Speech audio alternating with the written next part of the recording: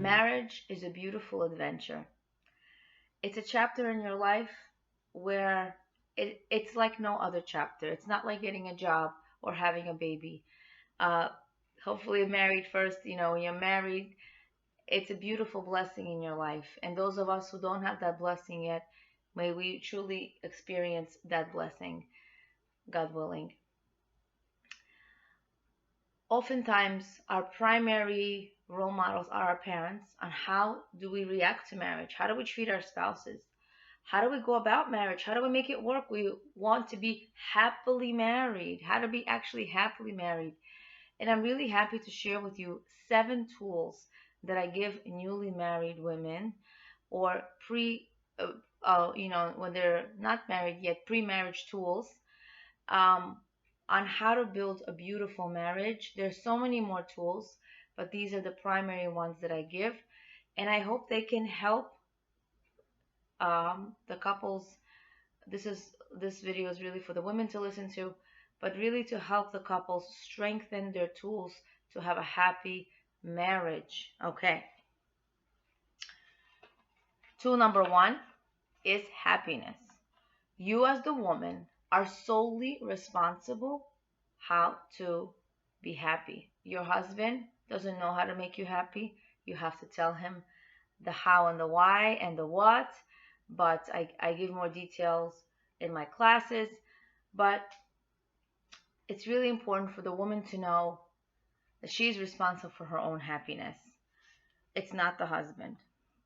We have to know how to practice self-care and also disciplining ourselves on doing things so this way we feel a higher, healthier sense of self-esteem, that we're not just doing self-care all day long and doing really almost nothing, right? Self-care is so important. It's a priority in order for us to be happy, in order for our families to gravitate towards us, our husbands to gravitate towards us. It's also important to know, number 1, you are responsible for your own happiness. Number 2, respect. A husband thrives on respect. Even if you're married to the nicest guy who's soft, who's sweet, everything goes, or who's just like so easy to please, he thrives on respect. Men are created to be their best at only when they're being respected. So to treat him respectfully at all times, even if he's being disrespectful. We're not talking about abusive marriages, but he says something, usually it's unintentional, wasn't thought about, it's, spur of the moment. If the woman apologizes first and if she's being respectful, then the man apologizes through action. He apologizes by doing something for his wife, and this is in the way he feels sorry. And hopefully they come into, an understanding in the marriage that yes, an apology should be also said if this is what they're doing. So it's very important for a woman to understand that to respect her husband, it's important. This is his vitamin. A woman's vitamin is attention. She loves attention and appreciation, and that's her vitamin. If you give her that, she's on top of the world. It's important for us to know that we don't really have to understand each other to respect each other. You don't need to understand each other. You need to accept each other and accept each other's choices. Okay. The next one is modesty. Harness and keep private the blessings in your life. Where you go, what you buy things for each other, what you experience, the whole world doesn't need to know. We live in the times where social media is blasting in our face, where we know what's going on the other side of the planet by click of a button. Modesty in a marriage has the greatest blessings. If your husband is doing something amazing for you, call your mother-in-law. He's so amazing. Thank you. Thanks for raising him. Tell your mother about him. She's going to feel so proud to have such a son-in-law and so happy for her daughter. But also keep the problems between both of you. Not everybody needs to know. Share the primary good things with your parents, but not the problems. Okay, so the first one was happiness, the second one is respect, third one is modesty, and the fourth one is challenges. A family rabbi should be someone you both choose, someone you both respect, and someone you both will listen to. Even if the husband is less willing to listen, at least the wife can say, I'd really like to consult someone, consult a rabbi. Maybe he's going to have insight that we're not aware of, especially if you're arguing over the same issue and you can't solve it. A family rabbi is definitely very, very helpful. Don't be afraid to have arguments. This is normal. It's not if you argue, it's how you argue. And as long as you resolve it in the end and in a respectful way, arguments actually bring you stronger, make result in a stronger couple, more committed, more respectful, and you love each other more because now you know what bothers you, what annoys you, what you consider insulting, and the other one is apologetic, and you make amends. Remember, a rope is strong, but a rope that's cut, meaning it's challenge or a problem or an argument occurs, and then you retie the rope, the knot is a lot stronger than the rope itself. Remember that. Remember, your problems bring you closer together. And every second, you're a new couple. Okay. Number 5, in-laws. Respect each other's family. Yes, you marry the person and you marry into the family.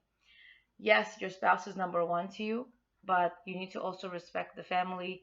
Share the positive about the family. You can't change the family, the in-laws. We have to really accept them, respect them, and also to have respectful boundaries. Not to let them into the house at all times or uninvited, or if you do that, make sure that you're okay with that. Have respectful boundaries. Accept and respect in-laws and only talk positively. Number 6, you are two people who are not alike. You're different people, okay? A happy couple are two different people accepting each other's differences, accepting each other's choices. Despite the argument, go routinely about your day. Whether you need to make dinner for your husband, whether you need to, that night where you're going to a wedding or some kind of family gathering, you're making breakfast for your husband. Just because you had an argument, still do what you do. Go about your daily routines as though you did not have an argument. And when you have an argument, you don't have to resolve it then and there.